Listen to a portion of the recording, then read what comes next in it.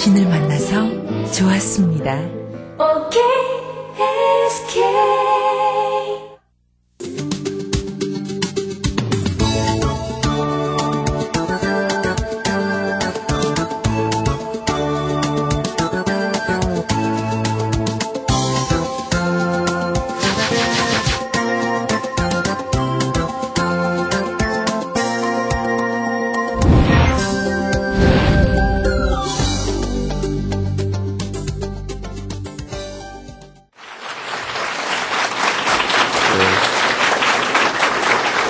고맙습니다. 우리가 지난 시간에 이어서 디모데의 리더십, 디모데가 어떻게 영향력 있는 사람 되었는가, 그 영향력이 하나님의 책에 기록되고 하나님의 나라의 주인공으로 한 역사를 또 한 페이지를 만들어갈 수 있는 사람이 될 수 있는가 할 때에 그에게는 바울과 같은 좋은 멘토가 있었다. 그리고 그는 또 그 멘토를 따라갈 수 있는 영적인 자질과 또 그가 열망하는 마음이 있었다. 그것을 말씀을 드렸습니다. 두 번째로 이 디모데가 그가 좋은 리더로서 세워질 수 있었던 것은 그 멘토의 영향도 받았겠지만 그에게는 몇 가지 이유가 있는데 그것을 우리가 영성이라고 그렇게 얘기를 합니다. 그 영성을 저는 한 가지 더 붙여서 그에게는 균형 잡힌 영성이 있었다. 물론 영성이라는 그 단어 속에는 균형 감각이라는 것이 포함되어 있지만 그에게는 영적인 것이 있었다. 우리가 영성이라 하면 그 사람이 얼만큼 하나님과 가까운가 하는 것을 측정하는 도구로도 그렇게 얘기를 하고 있죠. 근데 영성이 뛰어난 사람에게 보여주는 몇 가지 현상이 있습니다. 영적인. 여러분에게도 영성이 얼만큼 있는지 한번 보시길 바랍니다. 어떤 분들은 하도 영성이 잘 안 돼서 자기 이름을 영성이라 지었습니다. 그래서 영성이 있니? 영성이 나갔니?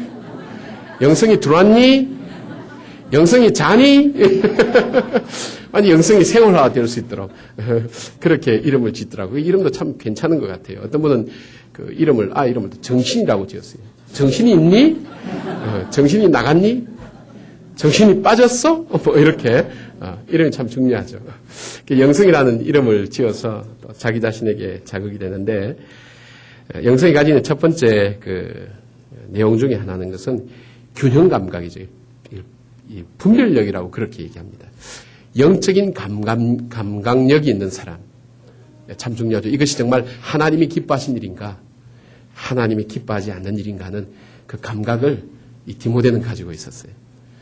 우리가 그렇잖아요. 교회도 보면 문제를 일으키는 분들이 열심히 있는 분들입니다. 절대 열정이 없는 분들이 문제를 안 일으킵니다. 열심히 있으니까 싸우는 거예요. 열심히 없으면 하다가 그럼 네 맘대로 해라 뒤로 빠져버리죠. 그러니까 열심히 있으니까 내 것이 옳다고 싸우다 보니까 이제 교회가 문제가 되고 그렇게 하는데, 그러나 이 싸움도 적절하게 해야 됩니다. 너무 안 해도 문제지만 적절하게 해서 하나님이 기뻐하시는 것이 뭔가를 함께 찾아 나갈 수 있는 그런 감각을 가지고 있을 때 이 싸움은 굉장히 유익한 싸움이 됩니다.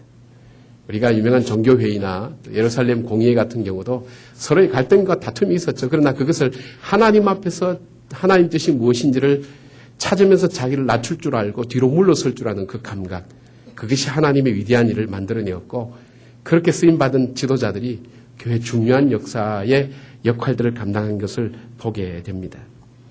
쉽게 말하면 본질을 향해서 치우침이 없이, 좌로나 우로나 치우침이 없이 균형을 잡아가는 것. 사람은요, 요즘 세대가 이제 옛날에는 이성의 시대가 되어서 이것이 책에 옳다고 얘기하면 옳은 거고 책에 잘못됐다 하면 잘못된 거, 옳고 그름을 따졌는데 요즘 세대는 감성의 세대가 됐어요. 옳고 그름을 따지지 않습니다. 내가 좋아하는 것은 다 옳다고 얘기합니다. 내가 싫어하는 것은 다 틀렸다고 얘기합니다. 그래서 정말 틀린 것도 내가 좋아하니까 좋다고 얘기하는 것을 요즘 뭐라고 표현해 주는가 하면 개성이라고 얘기합니다. 개성. 이름하여 진짜 개 같은 성격이죠. 그런데 우리는 좋은 말로 개성이 있다 이렇게 표현했잖아요. 사실은 그게 뭐예요? 우리가 생각해왔던 전통적인 생각과는 다르다는 거예요. 그걸 조금 독창성과 창의성을 덧붙여서 좀 존중해 주는 말이 개성이다. 그렇게 얘기하지만 사실 그런 세대가 되어졌죠. 그러다 보니까 뭡니까? 본질이라는 걸 잃어버렸어요. 본질의 기준은 전부 다 자기 기준이 되어버렸고, 그래서 요즘 이 시대가 사사시대가 되어간다. 그런 얘기를 합니다. 자기 보기에 좋은 대로 그것이 진리인 것처럼 주장하고 그것 때문에 싸우고 그렇게 하는데 이 영적인 감각이라고 할 때는 본질에 자기가 얼만큼 자기를 맞출 것인가 거기에 충실하면서 자기의 감정에 좌우되지 않습니다. 내가 좋아한다고 해서 너무 좋아가지고 푹 빠져버리고 싫어한다고 해서 막 전혀 증오할 사람처럼 그런 것이 아니라 이것을 통해서 얻으려고 하는 영적인 유익이 무엇인가 그것을 늘 고민하고 찾아보내는 사람을 말하죠. 그래서 교회에서 원수가 되면요 완전히 그 위에 믿음과 함께 결부가 될 때는 평생 원수가 됩니다. 원수되는 것을 하나님 뜻으로 받아들이고 함께 하지 않는 경우가 참 많죠. 믿음과 이 원수가 함께 결합되니까 무섭더라고요. 회개와 돌이킴의 역사가 없죠. 사실 우리 인생의 그 비극이 뭡니까? 분별력이 없는 데서 오는 거 아니겠어요? 먼저 해야 될 것과 나중에 해야 될 것. 사랑해야 될 것과 미워해야 될 것. 가까이 두어야 될 것과 멀리 해야 될 것. 그리고 내가 붙잡아야 될 것과 놓아버려야 될 것. 사실 이 분별하지 못한 데서 우리 비극이 오잖아요. 떠나보내야 될 사람을 끝까지 붙들다가 비극이 되고요. 잡아야 될 사람을 놓아서 아쉬움을 갖게 되고요. 정말 미워해야 될 대상을 미워하지 못하고 사랑하죠. 사랑하다 보니까 그 문제가 생기잖아요. 왜 남의 여자를 그렇게 좋아해요? 사랑해요. 왠지 좋대요. 왠지 좋대요. 근데 그 분별 못하면 거기서부터 행복이라는 거 깨져나가는 거예요. 움켜쥐어야 될 것과 놓아야 될 것. 내가 빠져야 될 시기와 내가 들어가야 될 시기. 우리가 이 녹화하면서도요, 제가 들어올 시기를 잘못 맞춰서 들어오면요, 엔지 납니다. 처음부터 다시 해야 되잖아요. 들어와 그럴 때 딱 들어왔잖아요. 네. 또 밖에 앉은 사람도 나가라 할 때 딱 나가고. 아마 이건 나머지가 잘릴 겁니다.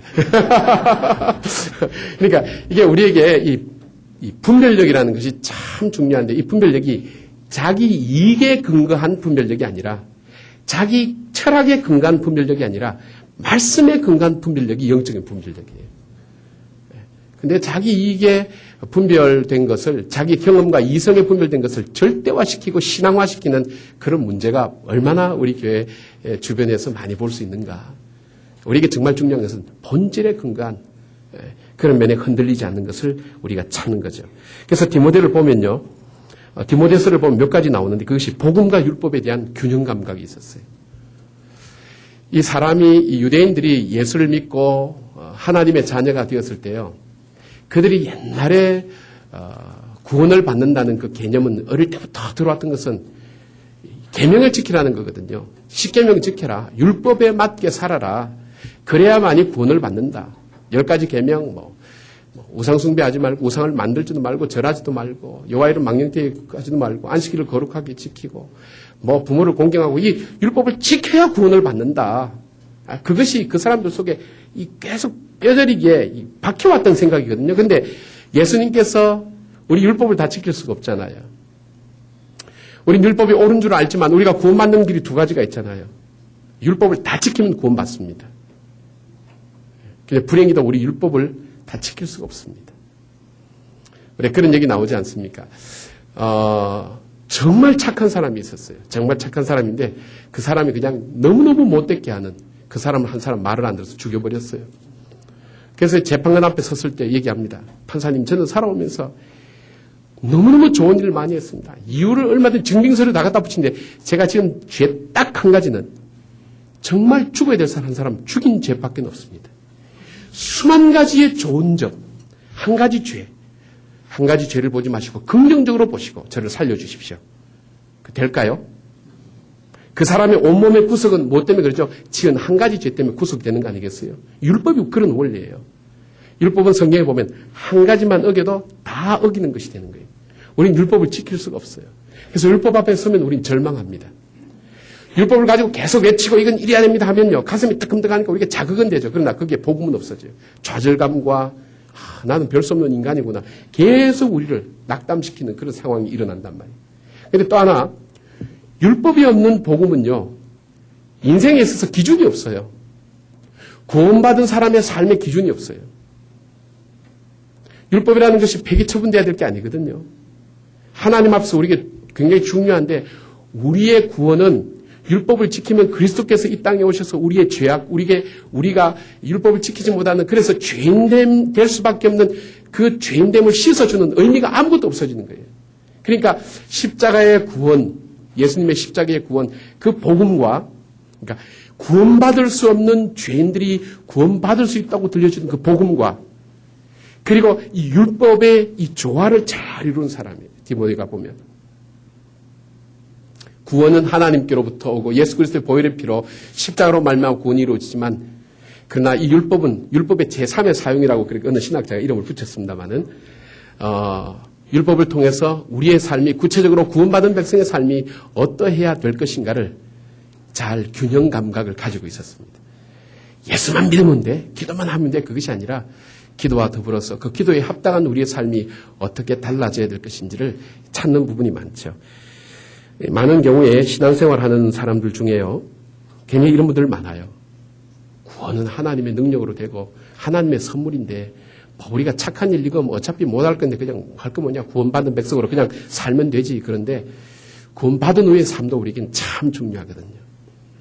구원받은 다음에 우리가 우상숭배 할 수 없잖아요. 안식일을 우리가 함부로 버릴 폐기 취급은 할 수 없잖아요. 여호와 이름 망령때 우리가 그렇게 부를 수 없잖아요. 부모를 공경해야 되잖아요. 하나님 사랑과 사람 사랑, 이 사랑 속에 모든 계명이 다 있느니라. 여러분, 하나님을 사랑하면요, 우리가 우상도 만들 수 없고요. 하나님이 정하신 그 날도 우리가 폐기 처분할 수도 없고요. 하나님이란 망령때 일컬을 수도 없고요. 하나님 말씀하신 부모도 함부로 대할 수 없고요. 살인도 할 수 없고 간음도 할 수 없고 도둑질도 할 수 없어요. 하나님을 사랑한다면 이 사랑 속에 다 있는 거 아니겠어요? 이런 균형이 잡힌 신앙생활을 가져야 되는데 행위만 늘 강조하는 사람, 관습과 전통에 믿어왔던 대로 새로운 복음을 받아들이지 않는 거죠. 뭔가 찜찜해. 이렇게 하면 꼭 구원 못 받을 것 같아. 그래서 꼭 또 이쪽을 쳐다보면서 율법을 지켜야 되고 뭐 이렇게 지켜야 되고. 구원과 율법, 삶에 대한 조화를 이 디모데는 잘 이루고 있었어요. 우리 신앙생활할 때 이런 부분은 우리가 잘 이루어야 됩니다. 그러니까 신비롭게 빠지는 사람들이 있거든요. 여러분, 기독교는 신비주의는 아니지만 신비로운 부분이 반드시 있습니다. 이성적인 신앙을 가진 사람들은 뭐 예수님 무리를 걸었냐, 그건 아니다. 그냥 이 사람들이 볼 때 물가에 처벅처벅 해변가를 걸어갔는데 그게 물 보이는 것처럼 무리를 걷는 것처럼 그래 보였다. 그러니까 이성적인 사고를 하는 거죠. 여러분, 이것도 문제가 있어요. 잘 믿는 것 같지만 이 학자들 사이에는 이런 부분들이 참 많아요. 학문적으로 하는데 여러분, 과학이 발달될수록 이게 자꾸 아니라는 걸 확인하게 되잖아요. 과학은 기적에 대한 역사적, 사실적 증명의 차원에서 지금 이루어지는 것들을 많이 바라보잖아요. 그 다음에 어떤 분들은 뭐라고 얘기합니까? 무조건 믿어야 된다. 무조건 믿어야 된다. 그러지만 우리가 죄를 지으면 팔을 하나 잘라버리라. 눈을 하나 뽑아버리라. 그리고도 천국에 가는 게 좋지 않냐. 넌 죄 지었는데 왜 눈 하나 안 뽑냐. 여러분, 우리가 그렇게 해서 뽑을 것 같으면요. 우리 가진 눈, 남의 눈까지 다 뽑아도 모자라잖아요. 우리 팔 떼내도 그거 다 모자라잖아요. 우리 지킬 수 없잖아요. 그런 균형 감각이 우리에겐 참 필요하다. 그리고 또 하나 디모데에게 볼 수 있는 것은 교리와 삶에 대한 균형 감각이 필요합니다. 여기서 말씀드리는 것이 디모데에게 굉장히 중요한 것이요. 우리가 무조건 열심을 하는 건 참 중요하지 않습니다. 내 뜻대로 믿는 것도 중요하지 않습니다. 교리라고 하는 것은 하나님께서 내게 가르쳐 주신 삶의 원칙, 믿음의 원칙, 즉 믿음의 대상이 누군가, 믿음의 내용이 무엇인가 우리에게 알려주신 어떻게 믿어야 되는가 어떤 스트럭처입니다. 스트럭처, 살아있는 어떤 우리에게 주신 교훈입니다. 이건 변경될 수 없는 뼈대입니다. 여기에 근거해서 우리의 믿음이 이루어져야 됩니다. 그죠? 제가 한번 말씀드렸는지 모르겠어요. 미련하면서 부지런한 사람, 미련하면서 게으른 사람, 지혜로우면서 부지런한 사람, 지혜로우면서 게으른 사람. 최고 좋은 사람이 부지런하면서 지혜로운 사람이라 그랬잖아요. 최고 골치 아픈 사람이 뭐라 그랬어요? 미련하면서 부지런한 사람입니다. 미련한 사람이 게으르면 일을 좀 덜 치는데, 사고를 덜 치는데, 미련한 사람이 부지런하면 그만큼 골치 아픈 일을 많이 만듭니다. 근데 우리가 오늘 행동하고 판단하고 하는 근거가 어디에 있으냐면 신앙 안에 있어야 돼요. 내가 내 나름대로 은혜 받아가지고 세상적인 지식과 경험 가지고 일을 한다, 무엇을 행해 나간다, 그것이 중요한 것이 아니라 내가 믿는 이 복음 안에, 이 교리 안에 내 삶이 있는지, 교리 안에서 이 복음 안에서 내가 누군지, 하나님은 어떤 분인지, 그리고 예수님은 어떤 분인지, 구원은 어떻게 이루어졌는지, 그런 부분에 대한 얘기들이 주어지죠. 교회가 무엇인가, 성도라는 것이 무엇인가, 우리가 어떻게 구원받았는가, 그것이 이루어지고 난 다음에 그 다음에 뭡니까? 그렇게 구원받은 우리 백성들이 그 다음에는 어떻게 살아야 되는가, 생활이 같이 나오게 됩니다. 여러분, 로마서도요, 1장부터 11장까지는 교리가 나옵니다. 그래서 우리가 어떻게 죄인이 구원받는가, 쉽게 말하면 이신칭이라고 하는 부분이 나오죠. 우리 예수 그리스도를 믿음으로 구원을 받는다는 것이 거기에 나오게 됩니다. 그러면 예수 그리스도로 말미암아 구원받은 백성이 어떻게 살아야 되는가? 그래서 로마서 12장 1절 바라보면 제일 먼저 나오는 접두사가 뭡니까? 그러므로가 나옵니다. 그러므로. 지금까지 쭉 전개하고 우리가 이런 삶과 이런 구원을 받았다. 정말 이걸 받았으니까 그러므로 우리가 어떻게 살아야 되는가? 이 세대를 본받지 말고 하나님의 온전하시고 기뻐하시고 거룩한 뜻이 무엇인지를 분별하라. 그러므로 그 이후에 실제적인 삶의 현장에서 어떻게 삶이 이루어져야 되겠는가? 예배소서도 마찬가지죠. 1장부터 3장까지 보면 교회에 대한 것이 나옵니다. 교회가 무엇인가? 오늘 많은 성도들이 오해하고 있는 부분, 또 교회에서 잘못하고 있는 부분에 많은 부분이 교회론을 잘 몰라서 그럽니다. 하나님의 피로 값주고 사신 교회가 얼만큼 귀한가 하는 것을 그만큼 잘 모르기 때문에 교회에 대한 잘못된 일들을 많이 행하는 것을 바라봅니다. 하나님 교회에 대한 이 교회관이 새로 정립되어야 된다는 운동들이 많이 벌어지고 있고요. 그런 현상들이 많이 일어나고 있습니다. 근데 이 그리스도의 몸된 이 교회, 그 몸의 지체인 우리는 어떻게 살아야 되는가 하는 것이 예배소서 4장부터 나옵니다. 뭐가 나오죠? 인간관계는 어떻게 해야 되는가? 아내들아, 남편들아, 상전들아, 종들아. 계속 관계 나오고. 그 다음에 우리가 궁극적으로 영적인 전쟁을 어떻게 벌여야 되는가? 승리하는 삶은 어떻게 살아야 되는가? 우리 생활 삶의 현장에서 그것이 나옵니다. 그러니까 뭐예요? 우리가 성경 공부 많이 하는 것 참 중요합니다, 여러분. 우리가 말씀 속에서 계속 내 자신을 들여다보는 것이 굉장히 중요합니다. 왜냐하면요, 우리가 말씀을 보지 않으면요, 세상의 것이 들어올 때 우리를 살짝 왜곡시켜버려요. 이 아담과 하와에게 바른 기준이 있었는데 이 뱀이 들어와서 살짝 하니까 달라지잖아요. 제가 며칠 전 텔레비전 보니까 카메라 고발인가 거긴데 우리나라에서 어린이 교통사고가 굉장히 많다는 거예요. 그런데 교통사고의 원인이 엄마들이 자녀를 데리고 횡단보도를 지나지 않고 신호를 지키지 않기 때문에 사고가 많이 일어난다. 그렇게 보고를 하면서 부모들의 교육이 시급한 실정입니다. 이거 아마 보신 분이 있을 거예요. 근데 여러분 이걸 이렇게 생각해 보세요. 부모들이 하는 것도 잘못이지만 그보다 더 큰 잘못이 있다면 운전자들의 부주의입니다. 여러분 미국 같은 나라는 스탑 사인이 있거든요. 그거 안 지키면 벌금 엄청납니다. 절대적입니다. 절대적. 법에 대해서는 얼마나 그분들이 철저한 사람인지 몰라요. 서로 고발해요. 아니면 이제 그런 부분도 봐요. 운전자들의 운전 부주의나 방어 운전이나 횡단하는 사람을 보지 않는 그 잘못도 문제가 있습니다. 그 다음에 교통 신호 체계도 문제가 있습니다. 이런 것을 종합적으로 이야기를 해주면서 이런 부분이 잘못되었습니다. 이렇게 얘기될 때 그것은 온전히 전달되는 건데 자기 입장에서 자기의 관점에서만 이야기를 해놓고 그리고 결론을 내리는 거죠. 설교 시간에도 한두 번 했는 걸로 기억되는데 옛날 고대 소피스트들, 궤변론자들은 말을 잘하는 것이 결국 정치를 잘한다고 생각하거든요. 그러니까 말을 잘하기 위해서는 막 거짓말도 막 수도 없이 하니까 엄마가 정치에 나간 아들한테 막 씁니다. 얘야 거짓말을 하지, 정치에 나가지 마라. 너가 나가서 거짓말을 하면 하나님이 싫어하고 네가 바른 말을 하면 사람들이 싫어하잖아. 무슨 말을 하든지 다 싫어하는데 왜 나가냐. 그러니까 아들이 어머니 무슨 말씀을 그래 하십니까? 제가 거짓말을 하면 사람들이 좋아합니다. 제가 바른 말을 하면 하나님이 좋아합니다. 제가 무슨 말을 하든지 다 좋아합니다. 참 재밌죠, 논리라는 것이요. 그래서 우리에게 절대적인 논리가 없으면 안 되는 거예요. 절대적인 논리가. 바로 이것이 뭐냐면 교리라는 겁니다. 그래서 신앙의 훈련과 내 속에서 끊임없이 나로 하여금 왜곡시키는 어둠의 영들의 역사 앞에 말씀을 통해서 내 신앙에 초점을 늘 맞추어 있어야 돼요. 그래서 신앙의 훈련들, 말씀의 공부, 말씀의 묵상 이것이 굉장히 중요한 거예요. 근데 어떻게 해요? 안 하는 이유가 두 가지 있어요. 나는 이만큼 했으니까 됐다는 것이 있고요. 나는 너보다는 잘한다. 그런 교만한 마음이 있기 때문에 안 나오는 경우가 많다고 저는 그렇게 판단하고 있습니다. 제 판단이 잘못됐기를 바라지만 그러나 우리는 더불어서 하나님 앞에서 우리 자신을 고쳐나가야 됩니다. 여러분, 목사님 저도요, 말씀 안 보고 기도 안 보고 하면 생각이 이상하게 삐딱하게 돌아갑니다. 사람이기 때문에요. 빨리 말씀 속에서 나를 돌아보고 제 초점을 맞추고 회개하고 그럴 때 또 본질로 돌아오고 이것이 연속이거든요. 이 사람이 이 영적인 훈련이거든요. 이제는 얼만큼 빨리 돌아오느냐 빨리 깨닫느냐 그 차이인데 그 감각이 없으면 내버려두고 갈 때까지 가는 거예요. 그 벽에 부닥쳐서 한 방 얻어 터지고 돌아오는 거예요. 요즘 말로 아이들 말로 맞고 할래 그냥 할래. 그래서 우리에게 이 교리에 대한 말씀에 대한 훈련이 참 중요하단 말이에요. 이걸 중단하지 않아요. 그리고 그런 면에서 오늘 밤 나오신 분들은 굉장히 중요한 일에 참여하셨다. 그 다음에 아는 것만큼 우리는 행해야 됩니다. 행하지 않으면 내 것이 되지 않습니다. 우리가 행동이 따르지 않는 그 믿음은 바른 믿음이라고 그렇게 볼 수가 없습니다. 이것에 대한 균형 감각이 있어야 되죠.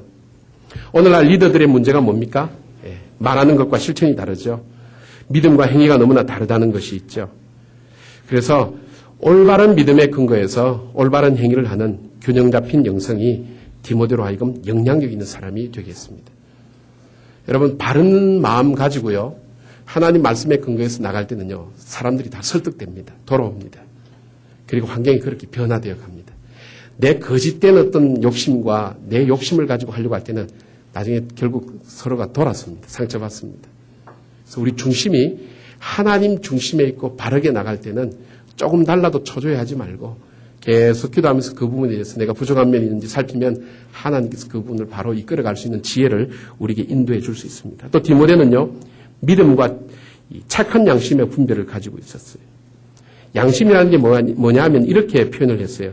하나님이 우리에게 제시해 주신 그 계시, 그 하나님의 기준에 대한 인간의 도덕적인 응답이 양심이다. 그런 얘기를 했어요. 하나님께서 우리가 예수를 믿으면서 우리에게 믿음도 주시지만 우리의 죄된 양심을 깨끗하게 씻어서 주님의 복음에 합당한 양심을 우리를 만들어 주신다는 거예요. 그 양심에 합당한 삶. 근데 믿음은 좋다고 하는데 생각하는 거 보면 저는 믿음의 생각이 아니에요. 자기중심적인 생각, 죄된 생각, 자기 이해관계를 따라오는 생각. 그런데 문제가 뭐냐면 많은 경우 그런 생각이 들어오는데 그것이 하나님 생각으로 믿고 있거든요. 자기 생각은. 거기서 문제가 생기는 거예요. 하나님은 한 분인데 생각은 여러 생각이 있으니까 싸우는 거예요. 네 하나님이 진짜냐, 내 하나님이 진짜냐. 결국 싸우죠. 피 튀길 때까지 싸우죠. 지금 싸우고 있는 교회들 많이 바라보고 있죠. 정말 하나님 뜻 앞에 자기를 다시 내려놓을 수 있는 그 자세가 우리에게 중요하다. 그래서 우리가 리더로서 굉장히 중요한 것은 뭐냐면 균형 감각과 이 분별력, 이것이 늘 있어야 된다. 이것이 있기 위해서는 어떻게 해야 되죠? 말씀 앞에 우리가 늘 자주 우리 자신을 세워야 된다. 디모데의 모습이 바로 거기에서 찾아볼 수 있다. 그 다음에 두 번째로 이 디모데에게 나타난 영성은요, 우선순위를 아는 것입니다. 소중한 것이 무엇인가를 할 줄 아는 겁니다. 쉽게 요즘 우리가 흔히 하는 말로 단추를 끼울 때 첫 단추를 잘 끼우는 걸 말합니다. 디모데서를 보면요, 디모데 2장 우리가 잘 아는 것지만 디모데가 이 사역을 할 때에 그가 무슨 일을 할 때도 굉장히 중요하게 먼저 시작하는 것이 기도입니다. 기도. 그가 그래서 이 바울도 그에게 충고를 하죠. 너가 중보 기도를 먼저 하라. 기도를 먼저 하라. 이것이 성도들이 해야 될 가장 우선순위의 사역이다. 너가 해야 될 많은 일들 중에 오늘 사랑하는 우리가 오늘 가정에서 보면 해야 될 일 참 많습니다. 빨래도 해야 되고 밥도 해야 되고 아침에 일어나서 뭐 큐티도 해야 되고 다 많이 있지만은 그 많은 일들 중에 네가 오늘을 하나님께 위탁하고 시작하기 전에 그 기도와 중보하는 기도가 사역에서 가장 중요하다. 여러분, 우리의 신앙생활에 이 부분 때문에 많이 실패를 하는 경우를 바라봅니다. 우리가 기도하지 않는 것은요, 기도하지 않는 것은 우리가 무슨 이유가 다 있지만 게을러서 그런 것도 있지만 가장 중요한 건 우리 마음속 교만함입니다. 하나님의 도움 없이도 내가 살아갈 수 있다고 생각하고 하나님의 인도하심 없이도 내가 내 삶을 인도해 갈 수 있다는 그 교만함이 우리 속에 깊게 뿌리 박혀 있습니다. 정말 자기의 기도는 어떤 사람이 하는 거죠? 자기가 하나님의 도우심이 없이는 이 일을 할 수 없다고 두려워 떠는 사람이 기도합니다. 자신 있는 사람은 기도 안 합니다. 기도해도 형식적으로 기도하죠. 하나님 정말 일 도와주시길 원합니다. 근데 기도할 때 도와달라고 말은 하는데 그 내용을 가만히 들어보면 줄려면 줄고 말려면 말고요. 그냥 내 하는 일에 방해만 하지 말고 그냥 가만히 계십시오. 이런 내용의 메시지가 기도 속에서 팍팍 배어져 나와요. 이는 기도하는 자세가 아닙니다. 내가 정말 내가 하나님의 도움을 받지 않고는 이 일이 되긴 되지만 하나님이 기뻐하시는 뜻대로 가지 못한다는 것. 그것을 내가 이끌어갈 수 있는 능력이 있는 사람이 아니라는 것. 그걸 인정하는 사람만이 기도할 수 있어요. 우리가 박사라도 세상의 박사지 하나님 나라에서는 아니거든요. 내가 전문가라도 하나님 나라에서 전문가는 아니거든요. 요즘 한번 보세요. 우리나라 이 엉망 만드는 사람 전문가들이 다 엉망 만들잖아요. 한번 생각해 보세요. 경제 전문가들 전부 다 지금 정부에 있는 사람 경제 전문가들입니다. 서민들보다 더 못하지 뭐. 영화 선전 프로가 나왔는데 제가 잘 모르겠어요. 인민군하고 미군하고 무슨 동막골인강? 예. 거기에서 인민군이 묻는단 말이에요. 이 마을이 어떻게 해서 평안하게 됐습니까? 그게 이장님이 그러네. 잘 먹여야지. 예. 사투리로 잘 먹여야지. 여러분, 경제 문제거든요, 결국은. 단순한 거예요, 단순한 거. 정말 우리가 생각할 때, 전문가라 그럴 때에 학교에서만 강단에서만 가르치다가 실제 정치계에 들어가서 해보니까 잘 안 되죠. 나라가 시행착오 자기 어떤 이론과 깨달음을 가져다 둔 장으로 하기에는 너무나 희생이 크지 않습니까? 그죠? 네. 그러니까 정말 하나님 나를 도와주십시오. 제 힘으로는 할 수 없습니다. 제 지식이 정말 살아있는 지식이 될 수 있도록 하나님 도와주십시오. 그 기도를 할 수 있는 사람. 그 다음에 기도는 또 어떤 사람이 할 수 있어요? 정말 하나님께서 나를 도와주실 수 있는 분, 도와줄 능력도 갖고 계시고 도와줄 마음도 갖고 계신 분이라는 하나님의 속성에 대해서 믿고 인정하는 사람이 기도합니다. 우리 힘으로 한번 해보겠습니다. 하나님. 하나님 도와주시도 안 됩니다. 도와주셔도 뭐 상관이 없습니다. 하나님 정말 도와줄까요? 결국 우리가 다 해야 되더라. 이런 막 바벨탑 쌓는 사람들. 하나님 홍수를 내어도 우리가 높은 탑을 쌓아서 함께 살아보자. 기도하지 않죠. 근데 디모데에게 있어서 가장 중요한 것은 기도로 자기의 사역과 자기의 삶을 시작했다는 것. 이것이 그에게 굉장히 중요한 영성이다. 여러분, 저는 얼마나 두뇌는지 모릅니다. 제가 미국 목회 사람들이 많이 성공했다 그래요. 이번에도 가보니까 목사님 계실 때가 가장 번성기였어요. 시카고 있을 때에도 목사님 목회 잘했죠. 그런 얘기를 제가 많이 들었어요. 근데 저는 실패했다고 저는 판단해요. 왜냐하면 교회 숫자는 많이 늘고 사람은 많이 부흥했는데 정작 제가 영적으로 어렵고 힘들 때 기도해 줄 동력자를 저는 한 사람도 만들지 못했어요. 그러니까 이게 모래 위에 집을 짓는 것과 마찬가지더라고요. 높이 올라가는데 이 바닥이 없으니까. 제 고민이 거기서 시작된 거예요. 다른 일도 있지만 내가 왜 미국 목회에서 사람들은 성공했다고 했지만 나는 실패라고 얘기할 수밖에 없는가. 그 고민을 계속 안고 마산의 대학에 내려갔죠. 거기서 계속 동일한 고민을 하기 시작했어요. 내가 왜 이것을 하지 못했을까? 왜 실패했을까? 왜 목회가 그토록 어려웠을까? 부흥했다고 하지만 나는 왜 이렇게 힘들었을까? 나는 왜 중간에 그만두지 않으면 안 되었을까? 그러면서 지구촌 교회 가서 이동 목사님한테 배운 것이 그겁니다. 중보기도에 대한 걸 배웠습니다. 전 교인을 기도의 사역자로 세우지 않으면 안 된다. 너 혼자 힘으로는 할 수 없다고. 동력하는 동력자들로부터 시작해서 함께 사역은 당회원들로부터 시작해서 모든 교인들이 기도의 사역자로 세워지고 그분들이 하나님께서 세워주시는 그 자리에서 이 백성들과 하나님 사이에서 정말 중보할 수 있는 중보자로 만들지 않으면 사역에서는 실패할 수밖에 없다. 기도로 시작하지 않으면 안 된다고. 내가 좀 이런 노하우가 있으니까 저도 자랑할 거 많죠. 제가 여기 와서 처음부터 얘기하면 건방지다 부닥칠까 봐 말씀은 안 드렸지만 제 나름대로 목회는 전문가로 저는 생각하거든요. 이제 조금 인정하시는 부분도 있을지 모르겠어요. 미국에서도 세계 돌아가는 걸 제가 볼 수 있었고 그 다음에 대학에 있으면서 중고등학생들 대학 사회 교육기관이 변화되는 것도 제가 보고 있었고 가장 문화의 흐름이 빠르다고 얘기하는 변화가 많은 분당 지역에 성장하는 교회에 제가 한 1년 정도 설교하면서 좀 지내보기도 하고 이동 목사님 밑에서 한 1년 한 10개월 지내면서 쭉 배우기도 하고 그래서 우리 교회 왔을 때 제가 느낌이 뭐냐면 제가 먼저 시작할 게 참 많았어요. 근데 제가 그 실패를 생각했어요. 가장 먼저 시작할 것이 중보기도다. 여러분 중보기보다 더 앞선 것이요. 장로님들 신방하는 거였습니다.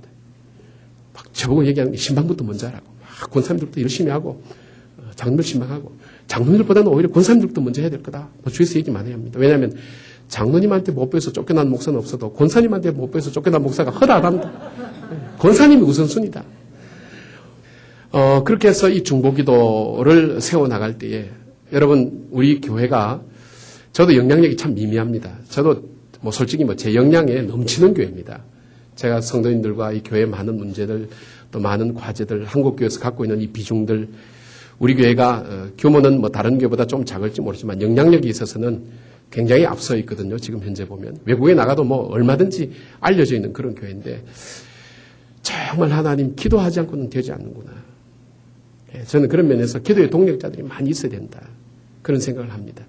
바로 이 디모데가 그가 자기 한계를 넘어설 수 있었던 그 이유, 자기의 단점이 가려지고 극복될 수 있었던 이유, 그것이 바로 기도의 힘이었다.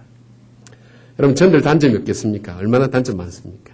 그런데도 불구하고 사람들 마음속에 여유를 갖고 품어줄 수 있는 마음으로 변화시킬 수 있는 것은 하나님이 하시는 것이 사람이 하는 것 절대 아닙니다.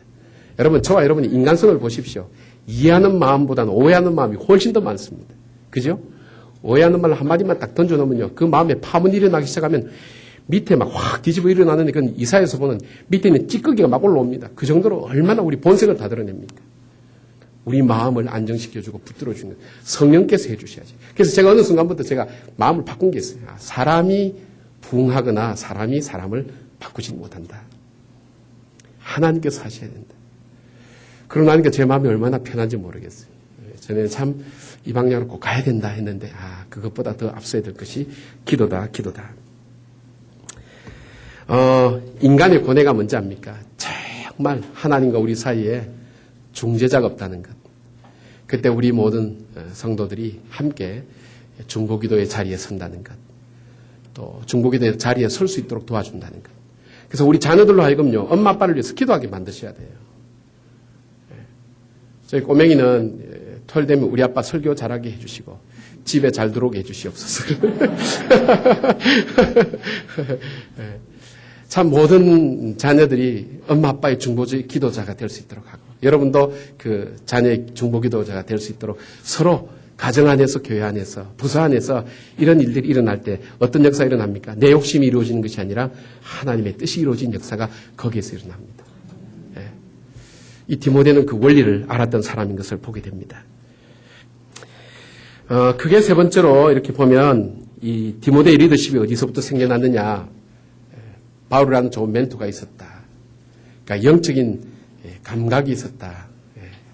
영성이 있던 사람이다.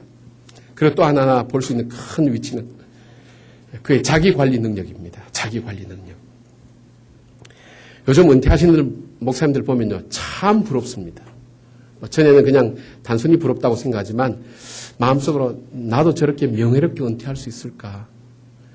수없이 다가오는 많은 유혹들, 도전들, 하루에 몇 번씩이라도 그냥 내려놓고 싶은 마음들, 이런 수많은 마음들 속에서도 끝까지 나는 마지막까지 아름답게 저렇게 은퇴할 수 있을까? 우리 장로님들도 마찬가지입니다. 근데 이 존 맥스웰 그 목사님 쓴 책을 보니까 어떤 친구를 만났는데 신학교 때 같이 입학했던 친구 65명 중에 중간중간데 25명이 벌써 탈락했다. 그런 얘기를 보면서 마지막까지 자기의 리더십을 끝까지 발휘할 수 있다는 것이 얼만큼 중요한가. 잘 나가다 끝에 가서 개판 치는 거예요.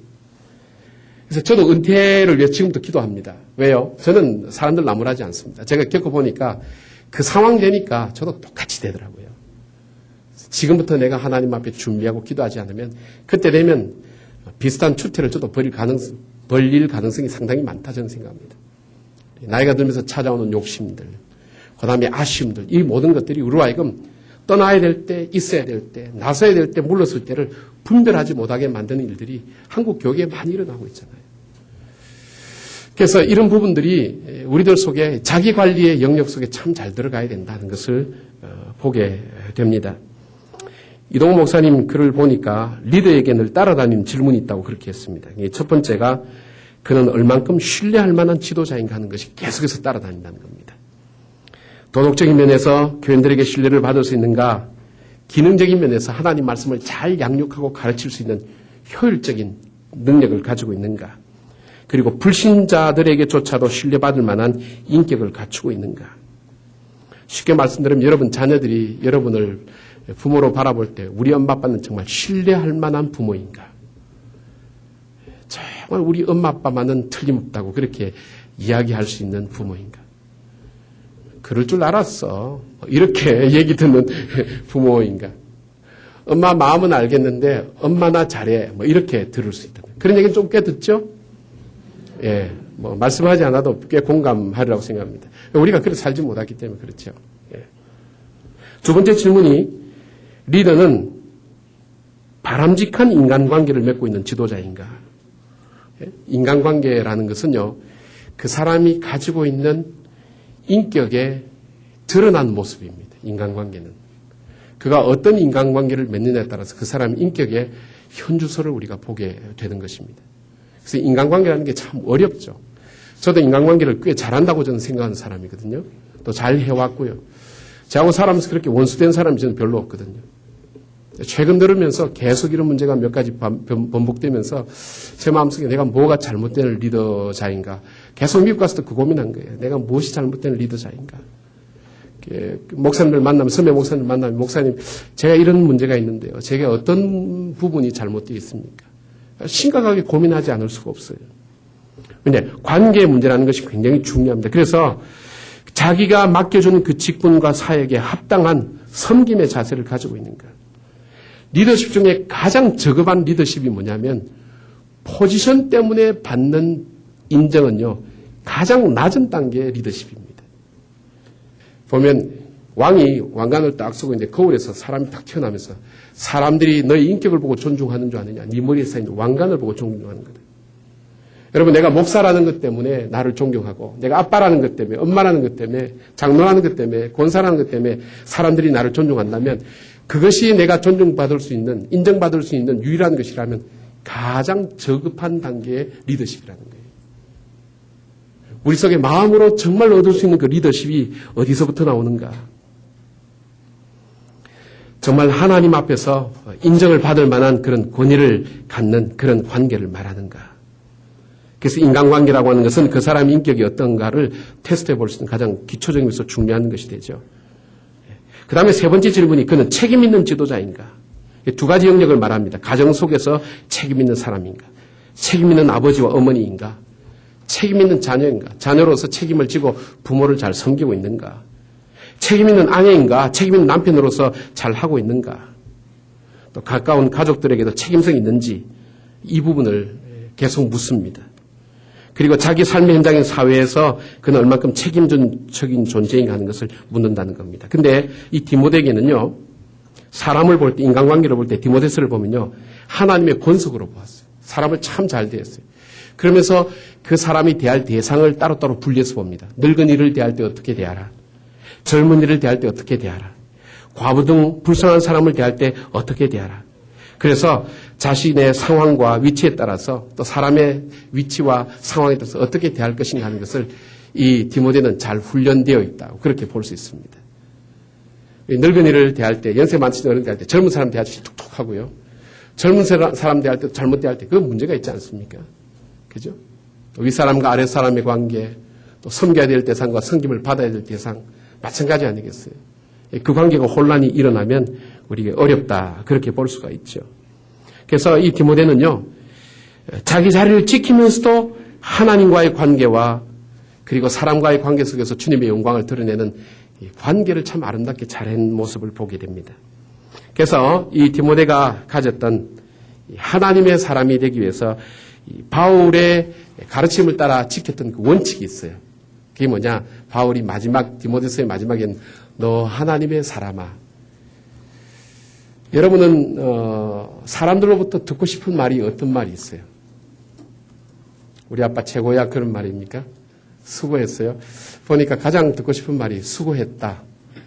너 없이는 안 될 뻔했다. 뭐 이런 얘기 듣기가 참 좋다 그러는데 이 하나님의 사람들, 성경에 나오는 위대한 사람들이 들었던 가장 위대한 칭호는 너 하나님의 사람들. 내가 비록 다른 조그만 일에 종사하고 있지만 내가 비록 가장으로서 그냥 아들과 딸을 기르고 있지만 그 아들과 딸로부터 우리 아빠는 하나님의 사람이에요. 하나님의 사람이에요. 제가 한 집사님을 아는데 그 집사님에 대해서 제가 그런 피드백을 드린 적이 있어요. 전 집사님을 보면 한 가지 분명히 얘기해 줄 수 있는 것이에요. 집사님은 하나님이 살아계시다는 것을 분명히 아는 사람이에요. 하나님을 두려워하더라고요. 자기 삶에 마음껏 할 수 있는데도 하나님을 의식하면서 그게 제가 신약을 했기 때문에 무슨 건강하지 않게 하는 두려움하고는 다 차이가 있거든요. 막 웃어서 벌벌 떠는 그런 두려움이 아니라 건강한 면에서 바라볼 때 그에게 정말 하나님 살아계심을 믿는 그 믿음이 있더라니까요. 그 믿음에서 나오는 삶이 있더라고요. 여러분 오늘 여러분에게 들려지는 가장 아름다운 칭호, 저와 여러분이 함께 듣고 싶은 칭호, 너 하나님의 사람아. 네. 정말 이 칭호를 위해서 디모데는 꾸준히 달려갔던 사람입니다. 근데 여기서 구체적으로 그가 하나님의 사람이 어떤 사람이 불려졌는가 할 때에 구약에 바라보면 모세에게 그 칭호가 붙어졌고요. 사무엘과 느헤미야에게 이런 칭호들이 붙어져 있습니다. 그래서 정말 하나님의 사람으로 영향력 있게 사는 삶, 그 사람이 되기 위해서 디모데가 쫓았던 삶의 원리가 있습니다. 자기 관리의 원리. 첫째, 그는 피하는 것이었습니다. 피하는 것. 그가 무엇을 피했는가? 바울은 이렇게 그에게 언급하고 있네요. 첫째, 물질에 현혹되지 마라. 물질을 피해라. 필요 이상의 것을 내가 갖겠다고 노력하지 마라. 물질의 유혹에서 벗어나라. 그것이 피하라. 그 다음에 또 뭐냐면 불필요한 변론을 피하라. 왜 이 디모데 이 변론 부분은 저도 이제 그 철학을 했고 상담을 했기 때문에 변론 부분에 대해서는 굉장히 관심 깊게 이 부분을 묵상했는데 변론을 피하라. 여러분 변론은요 우리에게 유익을 가져다 주지 않습니다.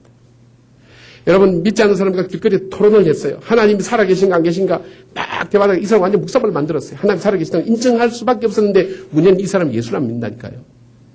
그런 하나님 너나 믿어라 이런 거예요. 실패한 거예요. 변론이 우리에게 유익을 안 줘요. 말 가지고 바꿀 수 없습니다. 말 가지고 포장도 해보고 뒤집어 보기도 하지만은 그것은 한계가 있습니다. 변론을 피하라. 그리고 또 하나는 유혹의 장소를 피하라. 그래서 디모데가 늘 가지고 있었던 것은 하나님께서 쓰시는 그릇이 어떤 그릇이냐. 깨끗한 그릇이라는 거예요. 하나님께 깨끗한 그릇으로 쓰임받을 수 있도록 피하라. 오늘 여러분 삶 속에 피해야 될 것이 뭐가 있어요? 쉽게 낙심하는 그런 나의 습관들. 그냥 돈 앞에는 사죽도 못 쓰는 그런 습관들. 나의 자존심 앞에는 막 신앙도 내버려 던지는 그런 습관들. 우리가 피해야 될 게 많죠. 오가며 술집 앞을 지나노라면 그 유혹받는 술집을 피해야 되죠. 둘러가야 돼요. 예. 그 다음에 또 하나 이 디모데가 쫓았던 것은 따랐던 것은 쫓으라는 것. 의, 경건, 믿음, 사랑, 인내, 온유 이것을 쫓으라 그렇게 되어 있습니다. 여기 보면 하나님과의 관계와 인간관계에 대한 필요가 언급되어 있고 태도가 되어 있거든요. 그래서 의라고 하는 것은 하나님과의 관계에 있어서 나타나야 될 질적인 문제가 의입니다. 경건은 뭐냐? 이 의를 나타내기 위해서 내가 그렇게 사는 삶의 태도를 말합니다. 삶의 태도. 이것이 경건한 자세다. 그 다음에 여기서 말하는 믿음과 사랑은 뭐냐? 믿음은 신실하고 흔들림 없는 것을 말하죠. 사랑은 그것을 이루기 위해서 내가 희생하는 삶의 모습을 말합니다. 인내와 온유는 무엇을 말합니까? 환경에 대해서 내가 진지하게 대하고 인내하는 것을 말합니다. 오늘 내가 사는 삶이 어렵고 힘들고 고통스러운 일이 있다 할지라도 그것을 인내하며 견디며 주의 뜻이 이루어질 때까지 참는 사람. 온유는 뭐죠? 온유는 사람에 대해서 참는 걸 말하죠. 사람에 대해서. 내가 성질이 이만큼 솟는 것도 있고 갑갑한 것도 있지만 그러나 어떻게 잘 컨트롤된 모습으로 내가 살아가는 삶을 쫓아나갈 때 하나님의 의를 이룬다 하는 것을 보게 됩니다. 세 번째는 싸우라는 거죠. 싸우란다. 싸우라 그렇게 되어 있어요. 예. 믿음의 선한 싸움을 싸우라는 겁니다. 여러분 사단에 대해서 죄에 대해서 사용할 수 있죠. 사람과 싸우라는 뜻이 아니죠. 그죠? 죄와 내 자신의 정욕과 어둠의 영들과 싸우는 삶. 여러분 신앙생활은요. 투쟁이 없이는 얻어지는 것이 없습니다. 내가 믿음으로 살기 위해서는 믿음의 결정 앞에 그 갈등 앞에 믿음으로 내가 결단하는 그 싸움이 있어야 정말 그 속에서 승리가 주어지는 것이지 저절로 가만히 있는데 여러분 저는 이런 생각이에요. 우리가 밥 안 먹으면 배고프잖아요. 잠 못 자면 잠자고 싶죠. 그렇듯이 믿고 싶어 죽겠네. 이런 거 되면 좋겠어요. 본능적으로. 믿고 싶어라. 믿고 싶어서 못 견디겠네. 믿고 싶어서 미치겠네. 뭐 이런 거. 우리 본능 속에 담아줬으면 얼마나 좋았을까요? 하나님 그렇게 하지 않았죠. 우리 결단을 요구하시죠. 매일 순간순간, 매 순간 믿음의 결단. 그 싸우는 거죠. 싸우기 위해서 우리에게 주어져 있죠. 내 만족을 위해서 싸우지 말고 주의 뜻을 이루어갈 때 우리가 함께. 그래서 이것을 구체적으로 시간 사용과 물질 사용과 관심의 사용에 있어서 구체적으로 이 싸움이 승리로 일어날 수 있도록 구체적으로 싸우라는 거예요.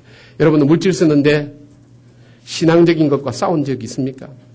내 자식 주고 내 것 쓰는 데는 미련 없이 생각 없이 팍팍 쓰는데 헌금할 때 되면 왠지 생각이 많이 떠올라. 본봉에서 11조를 떼야 되냐, 세금을 다 떼고 나서 해야 되느냐, 이걸 고향에 있는 교회에 좀 보내고 해야 되느냐, 여기서 감상금을 여기서 떼느냐. 이 그리스도인들이요, 신앙생활하면서 가장 생각 많이 하는 때가 언제냐면 헌금할 때랍니다. 통계적으로 나왔어요. 신앙에 대해서 가장 많이 생각할 때가 헌금할 때라는 거예요. 근데 그 가운데서도 여러분 싸워야 되죠. 하나님 앞에 온전한 11조가 무엇인지, 내가 주일날 예배를 지킬 때 온전히 지키는 것이 무엇인지, 바로 이 가운데서 우리의 영적인 아름다운 습관들이 자라게 되죠. 네 번째는 보면 취하라는 겁니다. 취하라는 것은 영생을 가진 사람의 삶을 누리라는 의미가 이 속에 담겨져 있습니다. 여러분, 다윗은요, 그가 가장 가치 있게 생각했던 것이 구원의 즐거움이었습니다. 우리는 이 세상 것이 이루어질 때 즐거움이 있는데 영적인 사람은요, 구원의 즐거움이 얼만큼 크고 귀한지를 그가 압니다. 그래서 이 땅의 것이 끊어진다 할지라도 구원의 즐거움이 내게 있으면 다시 시작할 수 있는 자본이 되고 용기가 된다는 겁니다. 그래서 이 구원을 즐겨라. 예수를 믿을 때 끌려가가지고 막 이것이 아니라 내게 주신 하나님의 은혜가 감사해서 예배를 드리고 기쁘게 드리라고.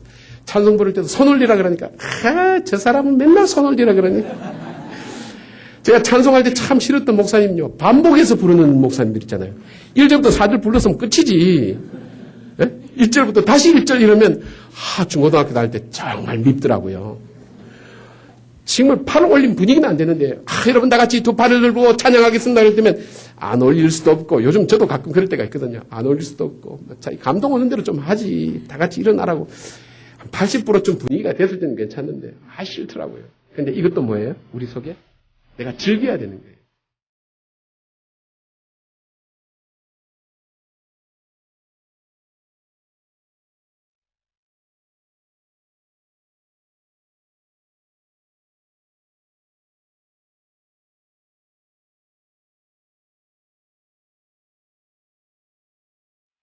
요한의 일생과 요한의 사상을 잠깐 엿보겠습니다. 이것은 예수님께서 십자가 위에서도 하신 말씀이에요. 하나님, 저들을 용서하여 주시옵소서. 저들은 지금 자기들이 무슨 일을 하는지 모릅니다. 섬기는 것은 종이고 지도하는 것은 통치자죠. 그러나 예수님께서 하신 말씀은 지도자는 섬겨야 된다. 섬기는 사람이 지도자가 된다. 이 섬기는 지도자에 대한 가르침을 주셨습니다. 사람을 소중히 여기는 건강기업 인성내추럴. 인성내추럴이 함께합니다. 정직과 성실한 믿음의 기업 동구제약. 동구제약이 함께합니다.